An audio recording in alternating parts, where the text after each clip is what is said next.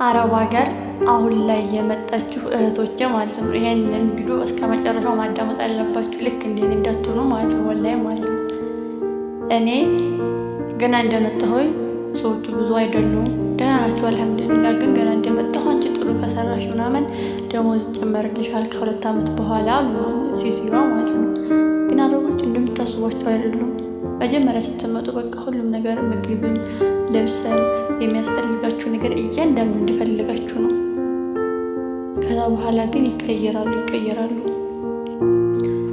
እኔ እናንተ አሁን ምን ማድረግ ያለባችሁ ገና እንደመጣችሁ ለሴትዮዋችሁ ትቀራረባላችሁ። ግን ብትቀራረቡ ስለ ቤተሰባችሁ ማንን በቃ ስላላችሁ ነገር ምናምን አትነጋገሩ።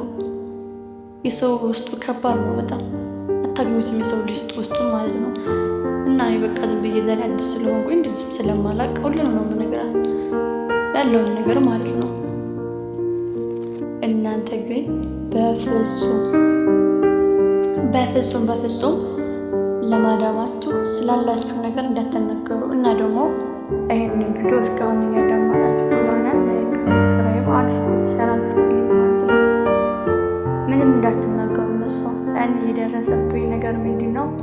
የዛኔ ጨምርልሻለሁ ምናምን በላይ ነበረ። ከዛ በኋላ ግን አንዳንድ ለእናቴ ነገር ስለሚያስፈልጋት እልካለሁ በቃ ስጠኝ እያልኩ በየወር እና መቀበላት በየወር ነው ደግሞ የምልከው ኢትዮጵያ። እና ያንን ነገር ታውቃለች ሁሉንም ነገር። ከዛ 2 ዓመቴ ሲሞላ ጠየኳት። ግን ያን ያክል አይደለችም፣ እርግጠኛ አይደለችም መጨመርም አለመጨመርም። ከዛ በፊት ግን ደሞዝ ላስቀጥል ፓስፖርት ላሳድስ እጄ ነበርና ኤምባሲ ማለት ነው። ኤምባሲ ነው ምንድን ነው አላውቅም። ዞሮ ብሎ እጄ ነበር እዛ ሲሄድ ሰዎቹ ጨመርልሻል ብሎኛል። መጨመር ከ2 ዓመት በኋላ ግዴታ ነው ብሎኛል። እኔም ለሱ ብሎኛል። ሰውየውም ደግሞ እሺ ጨመርልሻል ብሎኛል። እዛን ሰሪባ ነበር ሄድኩት።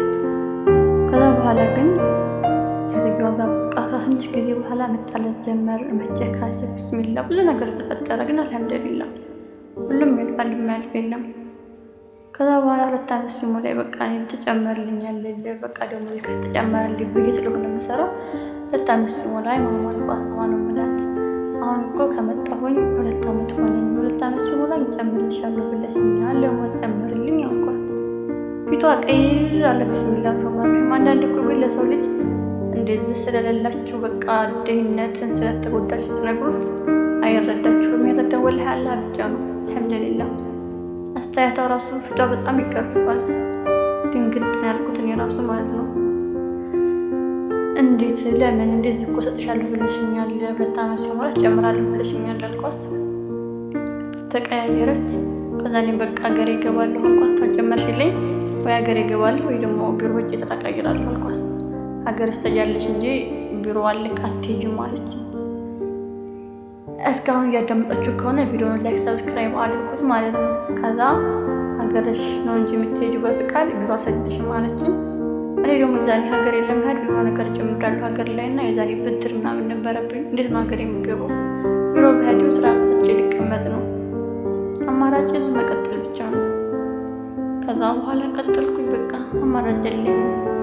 ከዛ በኋላማ በቃ እንግዲህ እነሱ ጋር ተለማመድኩኝ። የፈለጉት የሚናገሩ ግን እንደመጣሁ አለቅሳለሁ፣ እናደዳለሁ፣ በቃ በሳጫለሁ። ላይ ግን የፈለጉትን ነገር ሁሉ ምንም አይመለከተኝም። ስለ ብሬ ብቻ ነው የማስበው እነሱ ቢናገሩኝ ማለት ነው። እናንተ ግን ያ ነገር እንዳይፈጠርባችሁ እናንተ ላይ የሰው ልጅ በህይወታችሁ እንደዚህ የለኝም እንደዚህ አሞኛል ብትሉት በፍጹም አይረዳችሁም፣ አያዝንላችሁም። ከተረዳችሁ ካዘነላችሁ የሚያዝልን ፈጣሪያችን አላህ ብቻ ነው። ለሱ መናገር ያለብን። አዲስ ከሆናችሁ ምንም አትናገሩ ለሰዎቻችሁ።